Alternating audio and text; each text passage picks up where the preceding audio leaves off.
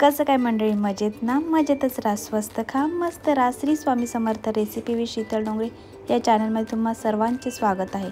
आपली रेसिपी पाहत आहे त्याबद्दल अगदी धन्यवाद. आज आपण आपल्या चॅनलवर अगदी 10 ते 15 मिनिटात होणारे वांग्याची भरीतची रेसिपी पाहणार आहोत. Let's go started.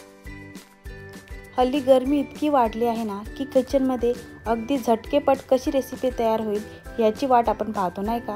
तर मी इथे बघा आपली शेंगदाण्याची चटणी जी कुटलेली आहे ना त्याचा वापर करून मस्तपैकी चमचमीत अशी वांग्याची भरीतची रेसिपी करणार आहे. सर्वप्रथम वांगी स्वच्छ पाण्याने धुवून मधीतून 2 काप करून घेतलेले आहेत अशा प्रकारे, आणि मधीतून देखील त्यांना मस्तपैकी चिरा मारून घेतलेले. त्यामुळे काय आहे ना, त्याच्या आतमध्ये ना मीठ मस्त शिरला जातो आणि वांग्यांना छान चव येते. वांग्याचं भरीत करताना कधीही कवळी वांगी घ्यावी, त्यामुळे काय आहे ना, वांग्याचं भरीत खूप छान लागतं. अशा प्रकारे सर्व वांगी चिरून मधीतून मस्त चिरा मारून घेतलेले आहेत. तर चला आता वांगा फ्रायसाठी तयारी करून घेऊया. एका पॅनमध्ये मी तेल टाकलेलं आहे आणि त्याच्यावर आता वांगी टाकणार आहे. बघा अशा प्रकारे सर्व वांगी मी आता तळून घेणार आहे. चवीनुसार वरून मस्तपैकी मीठ टाकणार आहे. त्यामुळे काय आहे ना, आपल्या वांग्याच्या आतमध्ये मीठ शिरला जातो आणि वांग्याचं भरीत ना खूप छान लागतं. सर्वप्रथम वरून हळद आणि मसाला टाकून मस्त वांगी फ्राय करून घेणार आहे.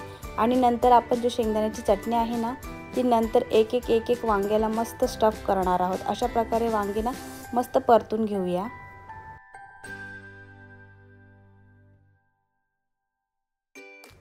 ही बघा अशा प्रकारे जी आपण शेंगदाण्याची चटणी केलेली आहे ना ती अशी दाबून अशा वांग्यामध्ये भरायची.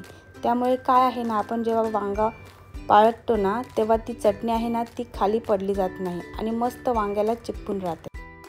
वांगी आपण ऑलरेडी तेलावर तळून घेतलेली, त्यामुळे वांगा फ्रायसाठी अजिबात टाईम लागत नाही. अगदी 2 ते 3 मिनिटातच आपली वांग्याची भरीत तयार होते. ही बघा अगदी 5च मिनिटात आपली वांगा भरीतची रेसिपी तयार झालेली आहे. जर का तुम्हाला माझी रेसिपी आवडली असेल तर लाईक, शेअर आणि सबस्क्राईब करा. हां, आणि कमेंट करायला विसरू नका. तुमचे कमेंट मला नवनवीन व्हिडिओ करण्यासाठी मोटिवेट करतील. Bye. Shopping with Sheetal Dongre ह्या चॅनलला देखील सबस्क्राईब करा. तिथे तुम्हाला नवनवीन वस्तूंची शॉपिंग करता येईल. आवर्जून ह्या चॅनलला सबस्क्राईब करा. बाय.